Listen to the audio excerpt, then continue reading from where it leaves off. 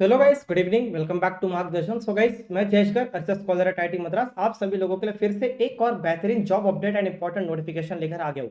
आज की जो जॉब अपडेट है that is coming from HPCL Rajasthan refinery limited.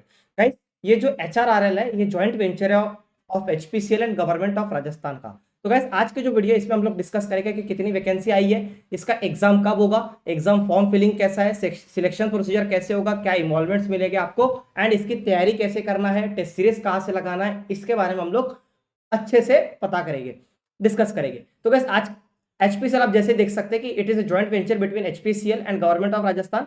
ये एचआरआरएल जो है ग्रीनफील्ड 9 टीपीए का रिफाइनरी कम पेट्रोकेमिकल कॉम्प्लेक्स है जो कि पाचपादरा बालोतरा डिस्ट्रिक्ट राजस्थान में है। गाइस, यहाँ पे जो वैकेंसी आपकी आई हुई है, यहाँ पे diploma level, engineering level and experience level में टोटल आपकी 100 पोजीशन, 100 वैकेंसी आपकी आई हुई है।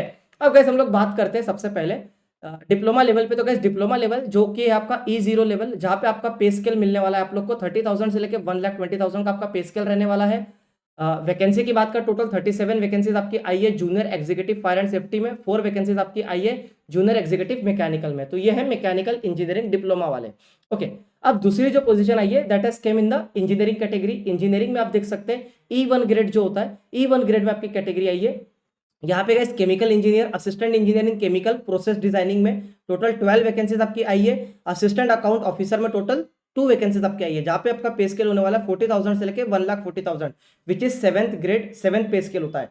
ओके, यहाँ पे गाइस कोई एक्सपीरियंस रिक्वायर्ड नहीं है, 0 ईयर्स का 0 वर्क एक्सपीरियंस रिक्वायर्ड है, यानी कि फ्रेशर्स एलिजिबल है। मैक्सिमम एज ईयर्स की बात करें तो गाइस 25 ईयर्स आपका मैक्सिमम एज होना चाहिए। अब गाइस हम लोग बात करते हैं एक्सपीरियंस कैटेगरी में। तो गाइस E2 कैटेगरी जो होती है, E2 ग्रेड में गाइस आप लोग को बुलाया जा रहा है, जहां पे mechanical chemical and fire and safety में टोटल 14 27 एंड 4 वैकेंसी आपकी आई है, जहां पे 3 इयर्स का मिनिमम वर्क एक्सपीरियंस है, रिक्वायर्ड है, एंड मैक्सिमम एज आपकी होनी चाहिए 29 ईयर्स आपकी होनी चाहिए in the unreserve category. Important dates की बात करें तो गाइस इंपॉर्टेंट डेट्स आपका 5 सितंबर 2024 से, आपका कल से, यानी कि कल से आपका एप्लीकेशन स्टार्ट होने वाला है। Last date of filling the online application form is 4 October 2024।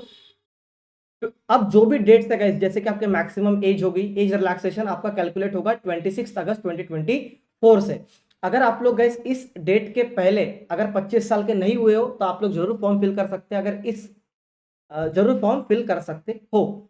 अब एलिजिबिलिटी क्राइटेरिया की बात करें तो गाइस देख सकते हैं हम लोग। ओके, अब दूसरी चीज गाइस, जैसे junior executive fire and safety में टोटल 37 वैकेंसी आई है, तो यहाँ पे क्वालिफिकेशन की बात करते हैं 3 इयर्स का full time regular diploma science graduate with minimum 60% aggregate percentage of all semester for unreserved OBC NCL EWS and minimum 50% for SC ST PWD candidates and with valid heavy driving license, ये भी आपका होना चाहिए। तो guys ये criteria है for fire and safety में। Okay, बाकी गाइस रिस्पॉन्सिबिलिटीज क्या आप वो पढ़ सकते हैं, रिस्पॉन्सिबिलिटीज के बारे में इसकी पीडीएफ जो है हमारे टेलीग्राम ग्रुप पे आपको मिल जाएगी, जिसका link available in the comment section. अब दूसरी गाइस वैकेंसी जो आई है 4 वैकेंसी, वहां पे भी फुल टाइम डिप्लोमा आपका मांगा हुआ है mechanical engineering with minimum 60% grade for unreserved OBC NCL EWS and minimum 50% for SC ST PWD candidates. अब रिस्पॉन्सिबिलिटी आपको पढ़ लीजिएगा। अब असिस्टेंट अकाउंट ऑफिसर की बात करें जो E1 ग्रेड है, यहाँ पे गाइस आप लोग अगर क्वालिफाइड चार्टेड अकाउंटेंट है तो आप with 50% marks in final examination आप बिल्कुल अप्लाई कर सकते हैं, एंड रिस्पॉन्सिबिलिटी आप पढ़ लीजिए। अब केमिकल की बात करते हैं, 4 इयर्स का फुल टाइम रेगुलर इंजीनियरिंग मांगा है, बी बीटेक इन केमिकल और petrochemical with minimum 60% aggregate of all semester for unreserved OBC NCL EWS candidates and minimum 50% for SC ST PWD candidates.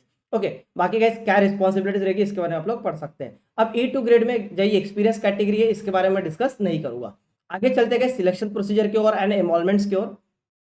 तो इन्वॉल्वमेंट गैस आप लोग देख सकते हैं, जैसे E0 ग्रेड जो कि डिप्लोमा लेवल पे, वहां पे आपको 30,000 से लेकर 1,20,000 का आपका पे स्केल रहेगा, डेजिग्नेशन रहेगा आपका जूनियर एग्जीक्यूटिव, सीटीसी रहेगा 7.83 लाख। E1 में जो अप्लाई कर रहा है वहां पे पे स्केल रहेगा 40,000 से लेकर 1,40,000, असिस्टेंट इंजीनियर का डेजिग्नेशन है, सीटीसी रहेगा 10.44 लाख। E2 ग्रेड में 50,000 से लेकर 1,06,000 होगा, इंजीनियर डेजिग्नेशन रहेगी आपकी 13.05 लाख का आपका सीटीसी रहने वाला है। अब क्या सीटीसी में आपका मैं बताता हूँ काफी सारी चीजें इंक्लूडेड रहेगा, जैसे कि आपका डियरनेस अलाउंस जो कि 44.8% होता है आपका बेसिक का, एचआरए अलग मिलेगा आपको, पर्क्स एंड अलाउंस मिलेगी, कैफेटेरिया अलाउंस मिलेगा, ये सारे के सारे आपको एचआरए एक्स्ट्रा चीजें मिलेगी। अब अगर गाइस आप लोग टाउनशिप ले लेते हो, अगर आप लोग को कोई टाउनशिप में हाउस अलॉट होता है तो आप लोग को एचआरए नहीं मिलेगा, ठीक है। ओके, अब गाइस हम लोग चलते हैं प्रोबेशन एंड रिटेंशन पीरियड के ऊपर। तो जो भी सिलेक्टेड ऑफिसर्स रहेंगे they will be on probation of 1 year from the date of joining. 1 साल का आपको ट्रेनिंग करना पड़ेगा। Okay, retention amount guys 3000 per month का आपका रिटेंशन अमाउंट डिडक्ट होगा for E0 and amount of ₹5000 will be embark for retention of E1 and E2। तो जो भी E1 और E2 ग्रेड में रहते हैं या E1 एंड E2 ग्रेड में अप्लाई करेंगे, जो भी सिलेक्ट हो गया ऑफिसर, उनका 5000 पर मंथ का आपका डिडक्शन हो जाएगा retention amount. Okay, which is approximately bond amount. ठीक है, तो आगे चलते हैं। अब गाइस ये आपका जो अमाउंट है, जो आप ये रिटेंशन अमाउंट होगा, ये आपको रिफंड कर दिया जाएगा जब आपकी ट्रेनिंग कंप्लीट हो जाती है। अगर आप लोग ट्रेनिंग के दौरान लिव कर देते हो तो आपको ये नहीं मिलेगा, और अगर आपने ट्रेनिंग पूरी कंप्लीट कर दी तो आपको ये जितना भी अमाउंट है आपका रिफंड हो जाएगा। प्लेसमेंट एंड पोस्टिंग कहीं पे भी मिल सकती है, किसी भी at any place of HRL in the across the country. Selection, shortlisting and selection methodology की बात करें तो गाइस जैसे कि आपका HPCL का एग्जाम होता है, सभी लोगों ने भी HPCL का एग्जाम दिया होगा, सिमिलरली गाइस वैसा ही HRRL का पेपर होता है। इसके अगर गाइस आप लोग को प्रीवियस ईयर क्वेश्चन चाहिए तो गाइस आप लोग हमारा मार्गदर्शन ऐप डाउनलोड कर सकते हैं फ्रॉम कमेंट्स, फ्रॉम डिस्क्रिप्शन। वहां पे गाइस HRRL के प्रीवियस ईयर क्वेश्चन अपलोडेड है। जनरल एप्टीट्यूड में गाइस आप लोग को total English language, quantitative aptitude, intellectual potential test, यानी कि 3 चीजें मिलेगी। जैसा सिमिलर होगा, सिमिलर HPCL का जैसा पैटर्न होगा, बट एक चीज गाइस यहाँ पे बहुत सही है कि there is no negative marking. HPCL में guys there is a negative marking of 0.25, but in HRRL there is no negative marking. Okay, और आपका जो CBT है वो 2 फेज में होने वाला है, पहला जनरल एप्टीट्यूड, दूसरा टेक्निकल और प्रोफेशनल नॉलेज। अब टेक्निकल और प्रोफेशनल नॉलेज में जो भी आप लोग इंजीनियरिंग में पढ़ते हैं या फिर प्रीवियस ईयर क्वेश्चन करके जाइए, आपको समझ में आ जाएगा।